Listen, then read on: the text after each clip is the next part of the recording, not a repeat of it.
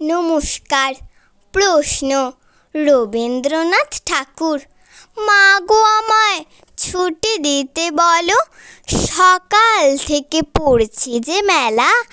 এখন আমি তোমার ঘরে বসে করব শুধু পড়া পড়া খেলা।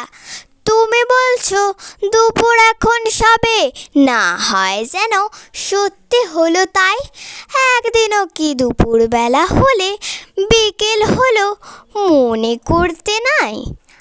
আমি তো বেশ ভাবতে পারি মনে। সূর্যি ডুবেছে মাঠের শেষে, বাগদে পড়ে চুবড়ি ভরে নিয়ে শাক তুলছে পুকুর ধারে এসে।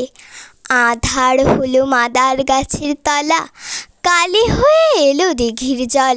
হাটের থেকে সবাই এলো ফিরে, মাঠের থেকে এলো চাষির দল। মনে করো না উঠলো সাজের তারা, মনে করো না সন্ধ্যা হলো যেন। রাতের বেলা দুপুর যদি হয়, দুপুরবেলা রাত হবে না কেন? নমস্কার।